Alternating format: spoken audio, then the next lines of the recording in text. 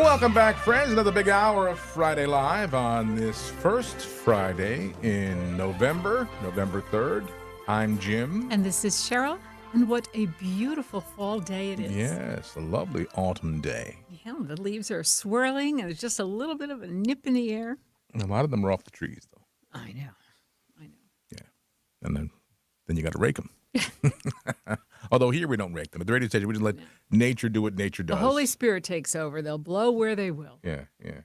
But it is a lovely, lovely, lovely autumn day. Gorgeous. So. Well, this hour we have our gospel reading for the 31st Sunday in Ordinary Time, and our reflection today is by Dr. Scott Hahn. And then a little later on, we're going to talk with Joseph Gonzalez. He and his wife have written a book called Guadalupe and Flower World Prophecy. And I've never heard of that, but Joseph is going to tell us all about that. And he himself, Mr. Gonzalez, is a very successful composer. And another thing that he mentions, and we'll ask him about it as well, is that when Saint Juan Diego first went to Tepeyac Hill, they said he was surrounded with beautiful music. And I didn't know that. Yes. Okay. So. And there's something that in the tilma itself, now I forget what it is. Well, we're just going to wait for the expert. Mm-hmm. But there was a definite connection with music embedded somehow. So interesting. Okay, so we'll get to that a little later on this hour. And but first, we will have our gospel reading for this Sunday, the 31st Sunday in Ordinary Time. A reading from the Holy Gospel according to Matthew. Jesus spoke to the crowds and to his disciples, saying, "The scribes and the Pharisees have taken their seat on the chair of Moses. Therefore, do and observe all things whatsoever they tell you, but do not follow their example. For they preach, but they do not practice. They tie up heavy burdens, hard to carry, and lay them on people's shoulders. But they will not lift a finger to move them. All their works are performed to be seen. They widen their phylacteries and lengthen their tassels. They love places of honor at banquets, seats of honor in synagogues, greetings in marketplaces, and the salutation Rabbi. As for you, do not be called Rabbi. You have but one teacher, and you are all brothers. Call no one on earth your father. You have but one Father in heaven. Do not be called Master. You have but one Master, the Christ. The greatest among you must be your servant. Whoever exalts himself will be humbled, but whoever humbles himself will be exalted." The Gospel of the Lord. Praise to you, Lord Jesus Christ.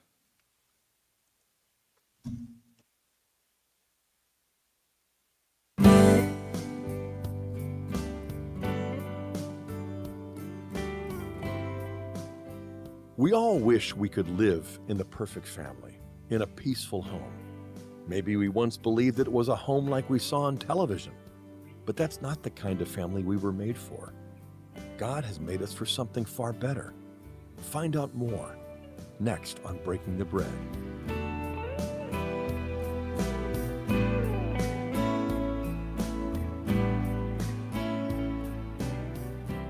Though they were Moses' successors, the Pharisees and scribes exalted themselves and made their mastery of the law like a badge of social privilege and power. Worse, they lorded the law over the people. Like the priests the prophet Malachi condemns in this Sunday's first reading, they caused many to falter and to close themselves off from God. In a word, Israel's leaders failed to be good spiritual fathers of God's people. Moses, on the other hand, was a humble father figure, preaching the law but also practicing it, interceding and begging God's mercy and forgiveness for the sins of the people. And Jesus reminds us today that all fatherhood, in the family or in the people of God, comes from our Father in heaven. He doesn't mean we're to literally call no man father. He himself referred to Israel's founding fathers as fathers. The apostles teach about natural fatherhood and describe themselves as spiritual fathers. The fatherhood of the apostles and their successors, the priests of the church and the bishops, is a spiritual paternity given to raise us as God's children. These spiritual fathers give us new life in baptism and then feed us the spiritual milk of the gospel and the Eucharist. That's why Paul compares himself to a nursing mother. God's fatherhood likewise transcends all human notions of fatherhood and motherhood. Perhaps that's why the psalm chosen for this Sunday includes one of the rare biblical images of God's motherly care. His only Son has shown us the Father coming to gather his children as a hen gathers her young. We're all brothers and sisters, our Lord tells us today. And all of us, even our spiritual fathers, are to trust in him, humbly, like children on our mother's laps. This is Scott Hahn for Breaking the Bread. Breaking the Bread is a production of the St. Paul Center for Biblical Theology. If you'd like to receive written copies of Dr. Hahn's reflections on the Sunday Mass readings, you can contact us by email at staff@salvationhistory.com or call us at 740-264-9535. That's 740-264-9535.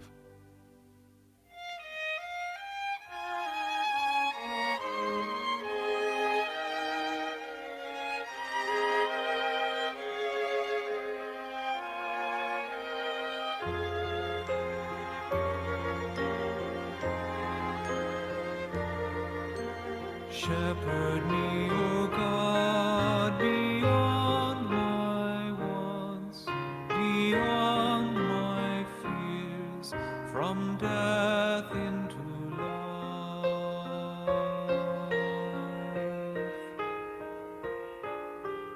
God is my shepherd, so nothing shall I want.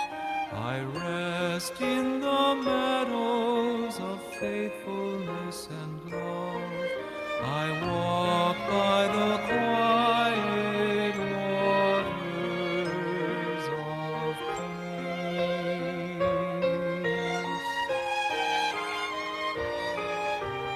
Shepherd me, O God, beyond my wants, beyond my fears, from death into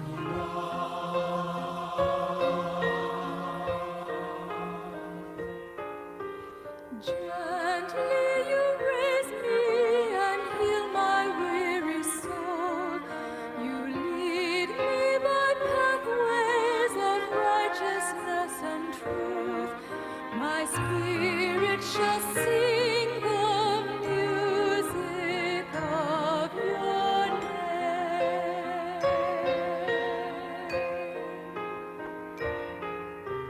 Shepherd me, O God, beyond my wants, beyond my fears, from death into life.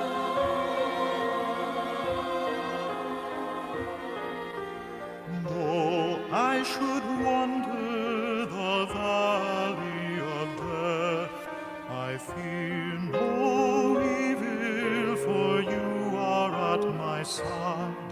Your rod and your staff, my comfort and my hope.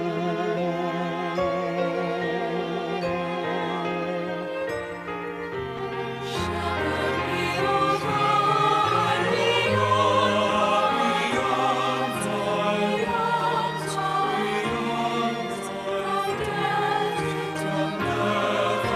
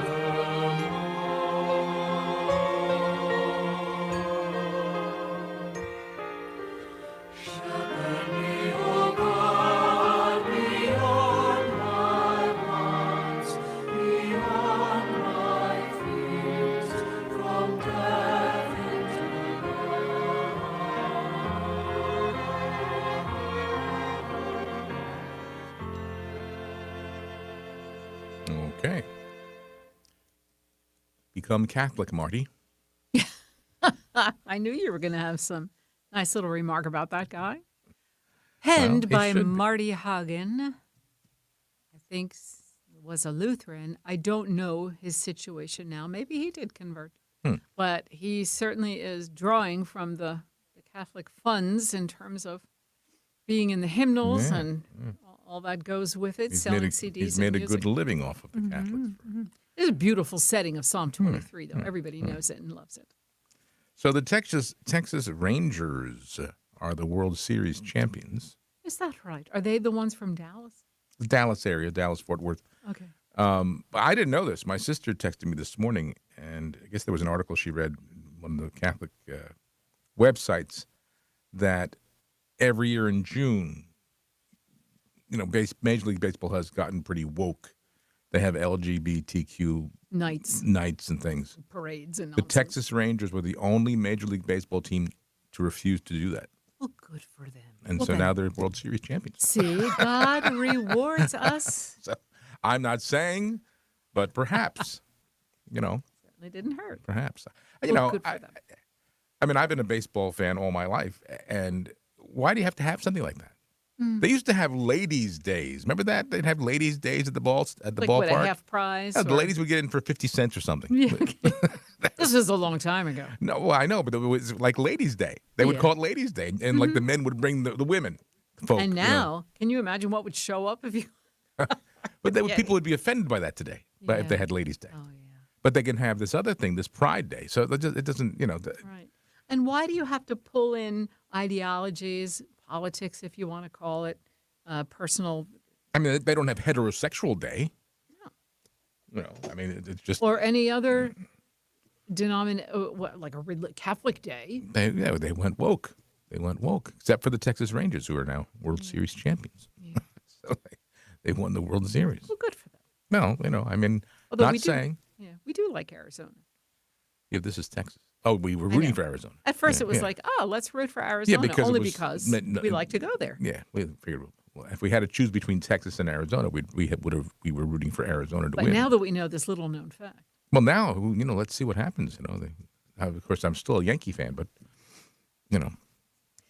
I've never visited at any length Texas, and of course it's huge.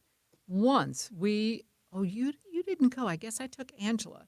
Anthony Anthony had was down there, right? a performance and Yeah. a premiere of something super south. We Mm-hmm. were almost in Galveston. As a matter of fact, I think we visited Galveston for one free day, but the other day was his performance right there on the mainland. And I just remember like flying in and then to drive to that location. It just seemed like a vast, long drive. And you'd see these huge ranches with everything was oversized, giant gates, and the driveway would be 3 miles, and you'd see a gargantuan mansion in the distance and all the barns, and everything was huge. And even at the airport, like they would be selling candies and things like jelly beans. They weren't normal jelly beans. They were bigger than a half Everything's dollar. bigger in Texas. they say. Everything was big, grand style. Mm-hmm. Anyway, I always wanted to go to San Antonio, San Antonio. Riverwalk. There's a lot of Catholic presence in Yes. Texas because of the Mexican influence and things. Mm-hmm. I've never really been. I don't think I've ever, other than a layover on a flight, I've never. And we've driven through it, going to Phoenix from the East Coast, and back Yeah, I don't across have the much Panhandle. recollection of that. I just remember long stretches of road with nothing. Right. Although I did, Texas has the most interstates of all the states in the country, the most interstate highways. Well, it's also, acreage compared to the other states. It's Yeah, huge. yeah. I learned that on Jeopardy. See, you learn on Jeopardy and you learn on Catholic. You Radio. do learn on Catholic radio. But yeah, there's probably a lot of, we've talked about having a pilgrimage going to the California shrines. The missions. missions. You probably could do something similar to that in Texas if you go down, parts of more so southern Texas, I would imagine. Probably have the same thing, but the California missions would be fun to start, like in San Diego, and work your way up to San Francisco. I would love to do that. And again, it's mainland. It's easy to fly. You're not going overseas. Hmm. Could be done. But then would it after a while, they all be the same? Well, they will look, those Franciscan missions. But again, they're in different parts. Maybe one is up like Big Sur and you're overlooking the ocean, and others are more like in the town. I've been to the Santa Barbara mission. That's a big one. I think scenically there would be so many beautiful things. And then Capistrano. maybe, You go to Capistrano. right, and they each have their own, special history Mm-hmm. and stories, and maybe someone's having a concert. I mean, you could look for things to make it, Mm-hmm. a little bit more variable between all the missions, different places to eat. That would be a fun. And I wonder if you could stay at them, That I don't like know. make your accommodations at the mission itself. I don't know if they have retreat houses. We'll have to look into that Yeah. because that would be fun. We did go to the one in Tucson in Arizona. There's two steeples, but one steeple is missing. Right. I forget the That's name of that. Famous. Yeah, it's a famous one. I can't think of the name of it. Not that famous, I guess, if we can remember the name of it is. But the photograph of it is pretty famous. Right. It's on calendars. And that one was such. down in the Tucson area. Right. Yeah, that was beautiful. And there's a little one we always go to when we go to Phoenix. Oh my gosh, it's so tiny. It's In the little probably- area of Guadalupe. Was it Guadalupe? The area, the Mexican part? Is that where it is? south of Phoenix, right up against the mountains. It's a little section of Phoenix they call Guadalupe. And in fact, when we lived out there, we went there on a Saturday, and literally people were living in these adobe huts. Right. It was a settlement when they crossed in, again, coming from the southern border, and they nestled right there in South Phoenix, early days, the mission, and the, very, very religious. The first thing they do is build a church, and then they manage to live around it. And that was one of those churches where Man. and then the gentleman's, it's either his grandson or great-grandson is still the caretaker of the property, and he lives next door. It can't be the size of this studio. Yeah.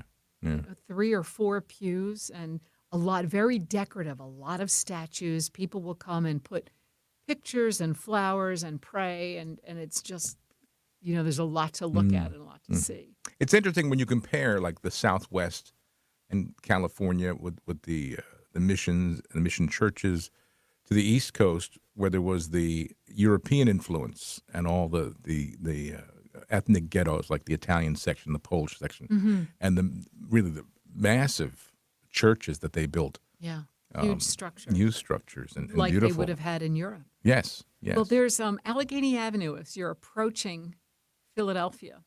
And it's a great street to go up if you're maybe visiting the St. John Neumann Shrine, very close to there. It's on 5th and Girard. Right. And right before Girard is Allegheny Avenue, and you make a right off of Interstate 95 and just go up Allegheny. And there are 3, what you would call these, cultural churches. Yeah. There's a German church, an Italian church, and a Polish church. You can see the steeples from the highway, right? Right. Oh, you just look to the right and you can see them. And then there's Polish bakeries, Italian bakeries. It's a very ethnic neighborhood where those people lived and would walk to church. And the Stations of the Cross, like in the one, I think they're in the native language. Interesting. And in New York, in the Italian little Italy, which is now very little, not a lot of it, but Mulberry Street is pretty much still Italian. The old St. Patrick's Cathedral is there, which is an old church where my grandparents were married there. Do you know there are catacombs there, just like they have Oh, yeah, in you were Rome? telling me that. There are catacombs, and they do a candlelight tour. I tell you, for a day trip, that would be wonderful.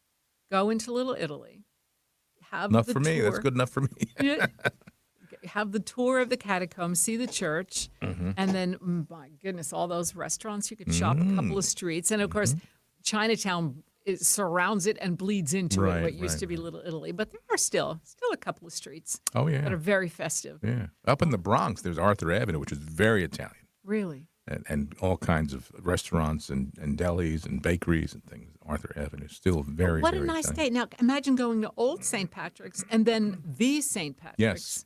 Or Well, do you remember when we were first beginning our work here at the Apostolate, and I had written to the rector of St. Patrick's, and I can't think of his name, but I wrote to him, because this is over 20 years ago, could we go into the crypt at St. Patrick's where Bishop Sheen was entombed, because it was not open to the public. No, still not. Still is not. And he said yes. And we went, you and I, and we brought the 3 children, and we went into the city. But we met him in the rectory. And we didn't go outside, but from the rectory, we went downstairs. So there was like a tunnel to the crypt. Right. Where then Bishop Sheen was entombed. Now he's in Peoria, but his body was entombed there With other to bishops pray at who his buried tomb there. as we began our work. Yeah. But we didn't go outside. We went from the rectory down through a little tunnel way into the crypt where other bishops of New York and cardinals are buried. But that was an Fascinating. experience. The underground. Yeah, and I remember one time after that, probably a couple years after that, we had not yet gotten our station, and I was in the city for. Actually, they were having a tryouts for a contest to be a Yankee announcer at Mickey Mantle's restaurant in Central Park, and it was a contest, and so I went to audition. I thought, what the heck? Right, and it was just like to do one game. It was to right? be It was do an inning of the Yankee game, with the broadcasters. So I did. I on my way. I was very early into the city, so on my way, I was going up Fifth Avenue. I said, "Oh, St. Pat's. I'll stop here." Say a little. And there was a parking space right there. How next convenient. right next to the. And I stopped and I went in, and I prayed at in the back of the cathedral, where you would go downstairs to the crypt, because it is open. You can't go down; it's roped off, but it is open. There actually is an adoration chapel. Right, there's another small Yeah, chapel, so I just went- like at the Vatican. That's right. So I went and spent some time in adoration, prayed at Sheen's tomb, getting ready. Okay, now I got to get up to Mickey Mantle's place for the audition, and I go outside the cathedral, and my car had the boots on it. I was parked. Those boots so you can't move. Yes, they had you. So it was. So I'm thinking maybe this is after I went to Mickey Mantle's, because I'll tell you what happened. There was a note saying you had to go down to over to the west side and pay the fine, which is like $350, Yes, and then get your way back to where your car is, and then they send somebody to come and take the boot off. it's an all-day affair. It so, is. yeah, It must have this been might after my been thing. after. Yeah, it must have been after my thing. But I thought, Lord, I stopped here to pay spend some time with you, and my car gets booted. That parking, Well- it's impossible. Actually, there was a sign there. I guess I didn't see. It was loading zone only. Oh. So that's One why does have to read the signs. that's why But there was nobody Philadelphia, parked there. I'm telling you, I'm supporting the city of Philadelphia with all the tickets that I had gotten a boot once also, and I was parked In a- Philadelphia? Yes. And they have all these different signs. So from certain hours, you can park, or you have to park on the opposite side. Certain hours, there's no parking. By 4 p.m., it starts a valet. Can't park between these signs between 2 and 4. Oh, and you'll see the police or even the ticketing agents. I says, can you just unravel this for me? Can I park here? And I said, we don't understand these signs. But I had a boot on my car, and I had a performance that night. So I don't know what brought me to Philadelphia, but on my way back, midway from Philly to where we live in Bucks County, there was a cabaret that I was accompanying, Northeast. And here I was dealing with this boot, and I called them. I said, I have a situation. I'm in Philadelphia. I had to go all the way down by the airport, like some kind of shipyard, Yeah.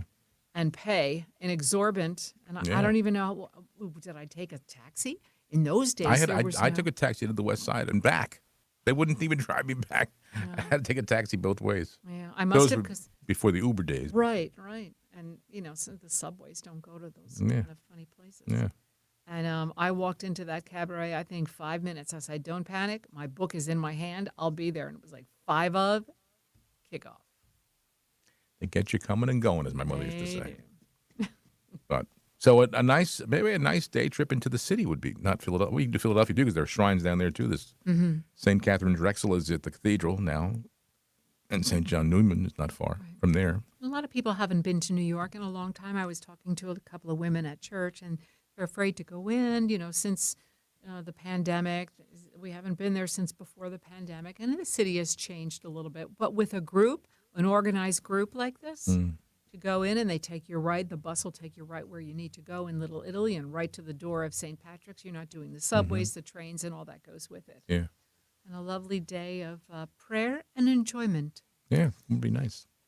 Old St. Patrick's, where the baptism scene in The Godfather was also filmed, where my grandparents were married back in the early 1900s.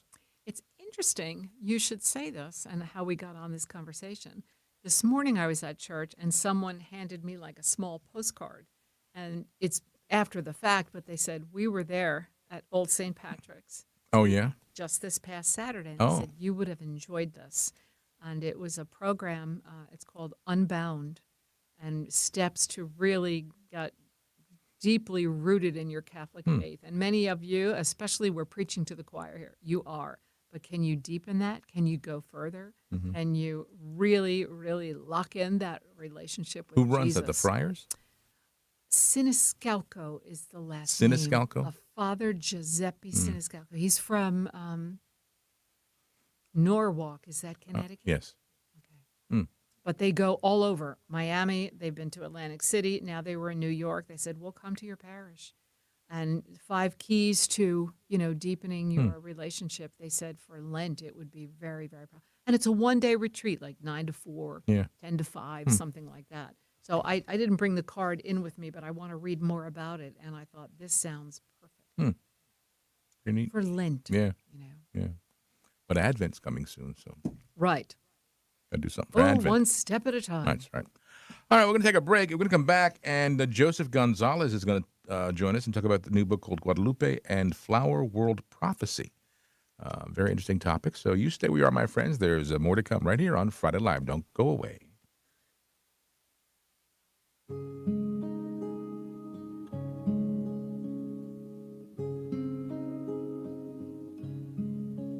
We gather together to ask the Lord's blessing.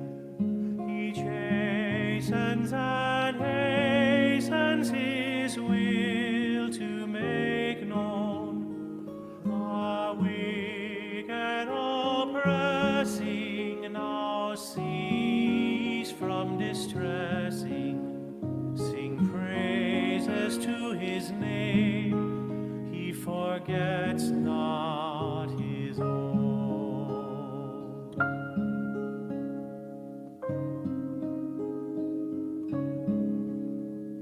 Beside us to guide us, our God with us joining, whose kingdom calls all to the love which endures. So from the beginning, the fight we were winning. You, Lord, were at our side.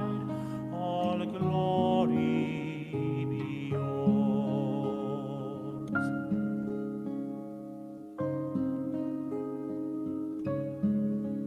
We all do extol you, our leader triumphant, and pray that you still our defender will be, that your congregation escape tribulation, your name be ever praised.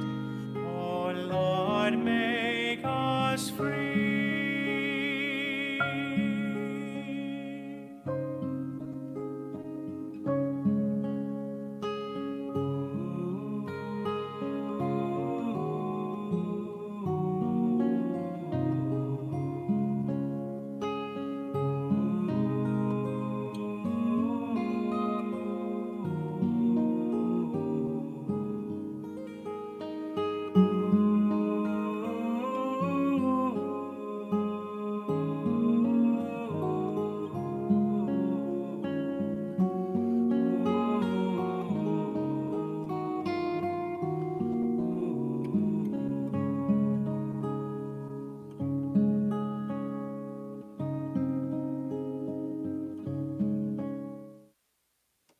Okay, well, welcome back, friends.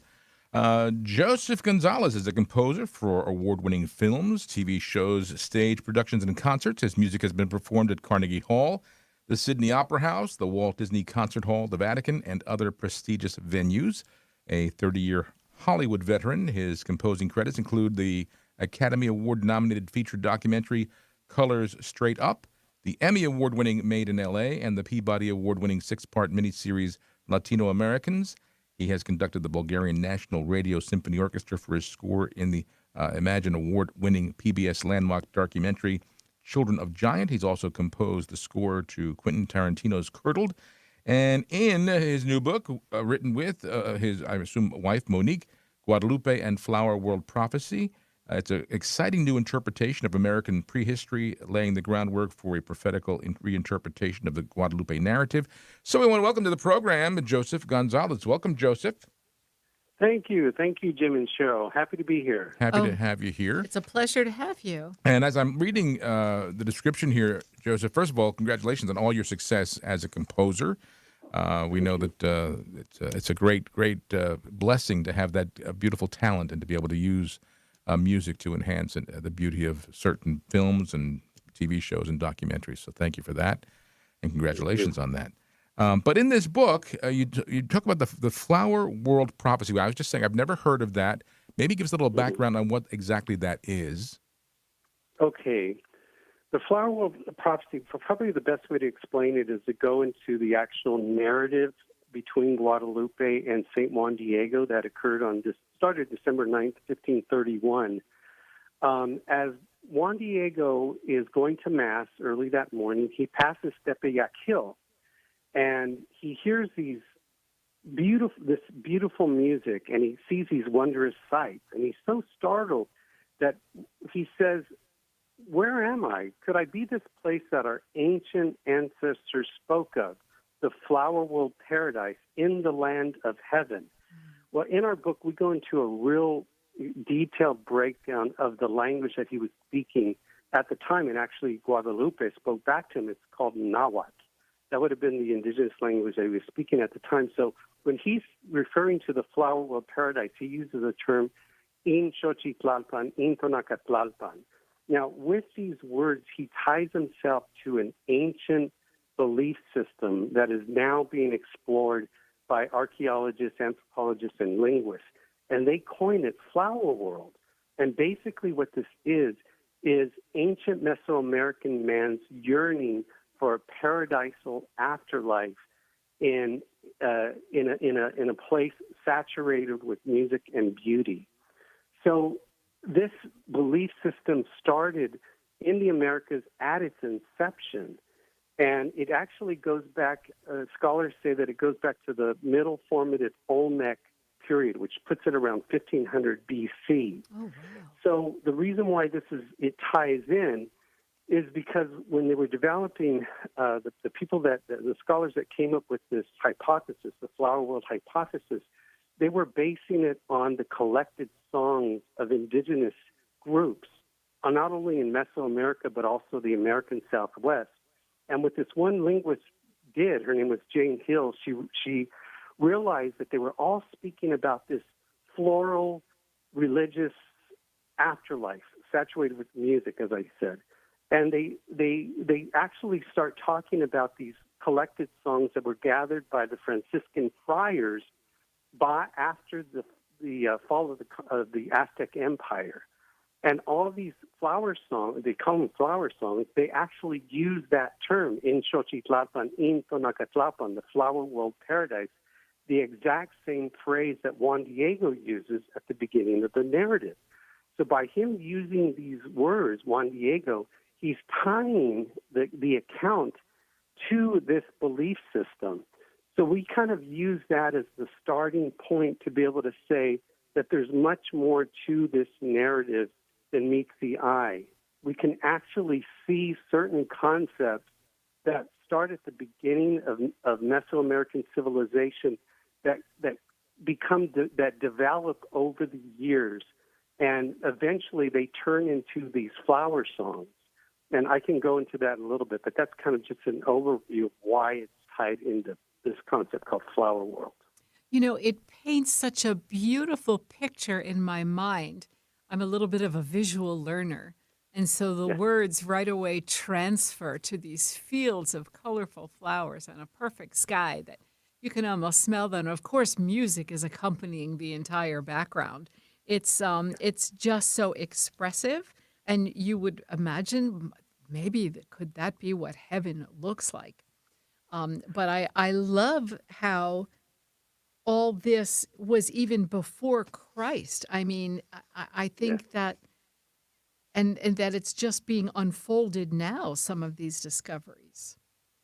It's really pretty amazing because one of the primary collections of these flower songs, it's in a volume. There was about 180 known what they call Aztec flower songs, and 90 of them are in this one volume called the Cantares Mexicanos, or the songs of the Mexica, the songs of the Aztecs.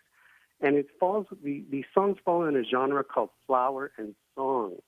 And what is so beautiful, exactly what you just said right now, Cheryl, is that they depict this beautiful floral afterlife where the flowers are glistening like diamonds, and there's iridescent rocks that shine like jade, and there's these beautiful flowers, these hummingbirds and butterflies that are all around, and even the animals, they're non-threatening. And one of the poems says they have happy hearts, Oh, and it's just really, really beautiful the way in which this is depicted. And to kind of give some spoilers, in this particular song that we give a full analysis in our book, it's called "The Origin of the Songs," or Cuica Pecayot in Nahuatl. It brings up these two beautiful birds. This is the ancient poem that we're talking about right now, not the Guadalupe account. They bring up two birds. They're called the Tinitzcan, or the Trogon bird, or the Coyototot, which is the jingle bell bird. Now, this may blow some of your listeners' minds away, but these exact same two birds are mentioned at the beginning of the Guadalupe narrative. oh wow. When Juan Diego gets close to Tepeyac Hill, he hears these two birds singing, the exact same birds that are found in these ancient song poems. So it is. It's this flower world paradise. Oh, did we lose Did you? we lose you, Joseph? Juan Diego references at the beginning of the Guadalupe account. And it's no wonder that these things, and that's a small thing, which becomes huge, as you mentioned, the two birds. Are they almost God's signs to the indigenous people that to believe, to convert? This is no coincidence. How could BC, these two birds were in the poem and in the song, and now they appear again at the miracle of Our Lady of Guadalupe and the Tilma? I mean, would you say that these are things are supposed to happen to help the people be astounded and awed into believing in Christianity? Oh, well, yeah, absolutely. I mean, we explain in our book, we say that God uses prophecy, but especially in Catholic thinking, that can turn into different ideas such as prefigurement, metaphors, symbology, or also typology. And it's not only this place, which we refer to as the flower world paradise, but it's so many other concepts. For example, the flowers, specifically the four-petaled flower. That was a concept that started from the very beginning of Olmec civilization.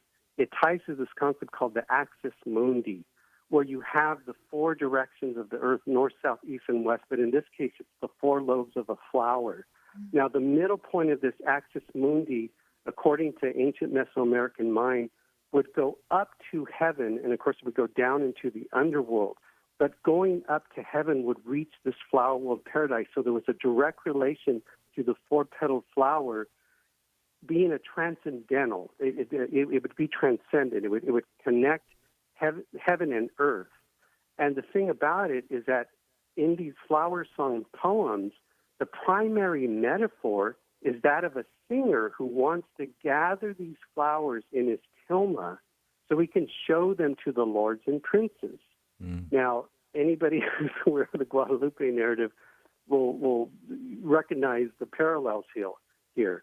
And we're saying that all these different elements, that when Juan Diego was gathering those flowers, he was actually gathering ultimate truth, because the four-petaled flower, having this connection, was not only connection to divine beauty, but also ultimate truth.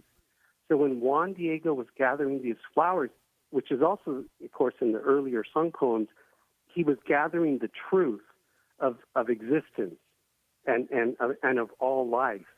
And that these concepts that are in these, not only in flower world, but in these Aztec song poems, was able to form a bridge of understanding. It was able to open up a pathway where the indigenous were able to see God was at work. He was trying to speak to them all along by putting or embedding concepts into their culture, which would eventually find a fulfillment in the Guadalupe encounter of 1531. Oh, it's beautiful. And when we think of Juan Diego and Guadalupe, of course, we think of the tilma, and we think of our Blessed Mother's image on the tilma and the roses that when he unfurled the tilma, the roses that appeared. Are there any other signs or symbols or references in the tilma itself? Cheryl was saying earlier before the program that there was something that I thought I read an article not too long ago, something about music was embedded in the tilma as they were unraveling things. And it's not a good explanation, and it's a foggy recollection of the article. Does that ring any bells for you? Right. We've heard of that before, but I'd like to kind of give you a really good kind of zinger here. Is that I don't know if you've known, but there is a four-petaled flower on the Guadalupe image, and it's actually over her womb, the four-petaled flower. And the reason why this is so significant, because as I just told you before, the axis mundi, the four-petaled flower in the north, south, east, and west, it's actually a three-dimensional model of a multi-dimensional reality.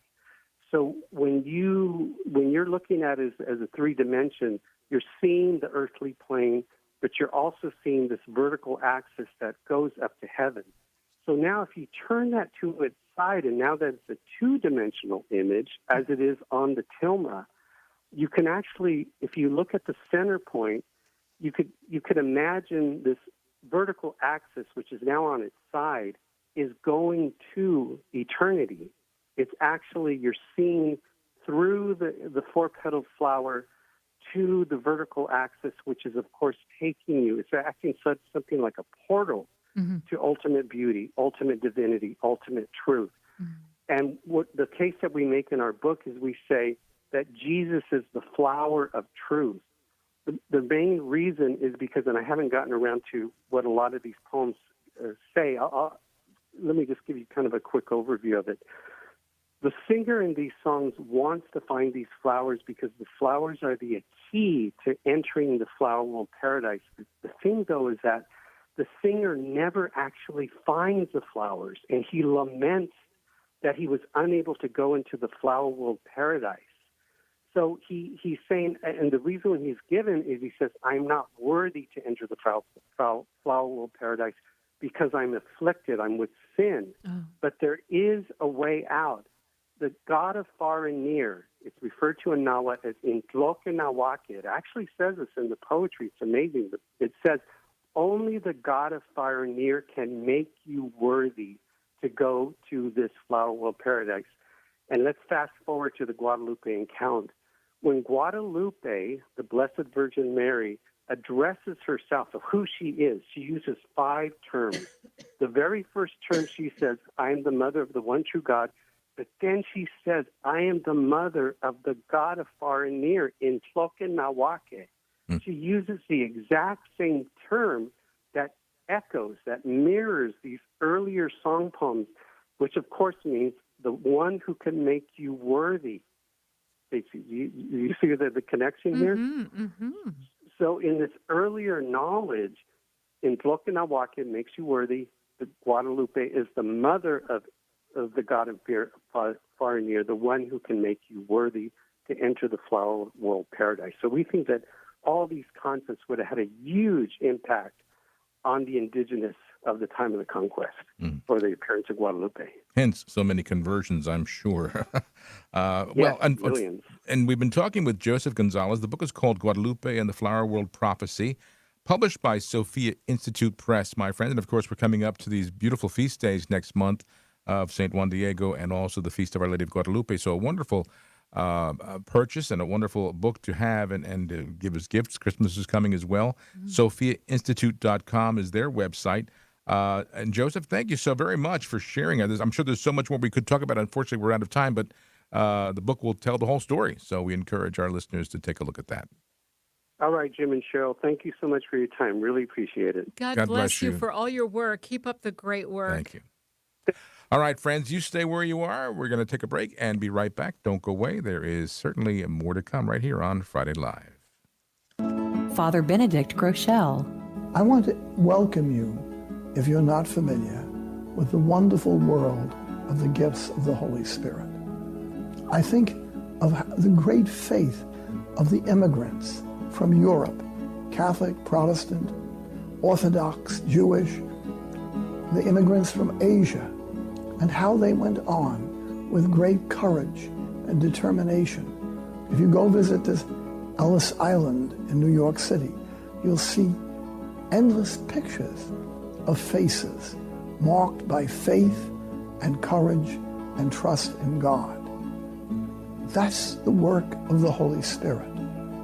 What will America become if it makes it impossible for the Holy Spirit to work here because of untruth and self-indulgence and paganism? The leading Catholic voices are on EWTN Radio. Hello, I'm Bishop David O'Connell, the Bishop of the Diocese of Trenton, and this is a Eucharistic moment. Pope St. Paul VI wrote an encyclical on the Holy Eucharist entitled Mysterium Fidei. There he reminded the Catholic Church of its consistent teaching on the Eucharist. The Catholic Church has held firm to this belief in the presence of Christ's body and blood in the Eucharist, not only in her teaching, but in her life as well, since she has at all times paid this great sacrament the worship known as latria, which may be given to God alone. As St. Augustine says, it was in his flesh that Christ walked among us, and it is his flesh that he has given us to eat for our salvation. But no one eats of this flesh without having first adored it. And not only do we not sin in thus adoring it, but we would be sinning if we did not do so. My family left the church because of a very negative experience with a specific priest, and that took my whole family away from going to church for a long period of time. There were other Catholic churches, and there were great Catholic churches and great priests, but we stopped because of that one specific instance. And in a way, I was cheated out a big part of my journey in my life because we weren't in the church. In life, it seems like we're always enslaved to something. And I think that's basically what our culture is all about right now, is we are enslaved to power or to greed or to wealth or to lust. But there's a true freedom to not be enslaved, but to attach ourselves to God and to be free. My involvement in the church, my relationship with God is who I am. It's what gives me my identity. Thank God I'm home. If you've been away from the Catholic Church for whatever reason, we invite you to take another look. Visit CatholicsComeHome.org today. All right, welcome back, friends. A couple minutes left before we're going to leave you, but you always wanted to go to Guadalupe, but you never got there. I did. You know, the Diocese of Metuchen ran a trip a couple of years ago, maybe pre-pandemic, I don't know. But they took a huge amount, and I forget what it was, an anniversary of something, maybe that anniversary or something. With Well, I think because isn't Our Lady of Guadalupe the patroness of the diocese, or no? Or of America, no? America, sure. Yeah. Well, not of the Americas. Okay. Yeah. So you could do anyway, that. It was Ranger. You know, it's very easy to go. You could do it in 5 days. There's a couple of outlying churches and a couple of other things, but it's not like a European 9-10 day sort of affair. You could do 4 or 5 days very easily, and it's very inexpensive. You remember Father Marian Zalecki, God rest his soul? He was a Yes, wonderful from Polish priest from the Shrine of Częstochowa. Częstochowa. Many, many years ago, when I was at another radio station over there in that area, and I guess I was praying for something. And he used to come on my program maybe once a month and just he just would tell stories. Wonderful priest. But it was the Feast of Our Lady of Guadalupe. And he came over and he brought with him a stole, a priest's stole that he got in Guadalupe. The Bishop of Guadalupe gave it to him. He said he was admiring the tilma and not the tilma. And then, well, yes, admiring the tilma, but then also the priest, the bishop had a stole. He was admiring the stole. And the bishop gave it to him. So he brought it into the studio to show me. And he unrolled it across the table. And I got this enormous aroma of roses. And I said, wow, what'd you do? Like spray perfume on it? He said, what? What are you talking about? I said, it's the roses. I smell roses. I don't smell anything. I said, it's all over the room. Wow. And he was saying, oh, what a I blessing. don't smell. And then he went to another person in the station there. Do you smell this? Smell this. And the guy says, okay, I don't smell anything. And I just kept smelling all these roses. Oh, how and beautiful. then he said, that's the answer to your prayer. There's your answer right there, he said. Oh. So, and he would always bring you a babka. He would bring me a babka. Guadalupe or not, he would bring you a good Polish babka. Because the Polish women who go to the Shrine of Częstochowa would always bring him a babka. He was loaded with babkas. Yeah. But I thought, I've never had that type of, where he just unrolled it. It's like someone just took a perfume bottle and started spraying all over the place. How about that? And it was from Guadalupe. Well, we have this running theme here. Every time we come back on the air, we're talking about we should run a pilgrimage there. We should run a pilgrimage there. I think we have the travel bug. Well, there's a little blurb in our newsletter that'll be coming out later this month about the pilgrimage to EWTN. Mm-hmm. That we had a wonderful time down there with 20-some people, and sometimes you save the money by bypassing a travel agent and doing it yourself. That's right. I absolutely can.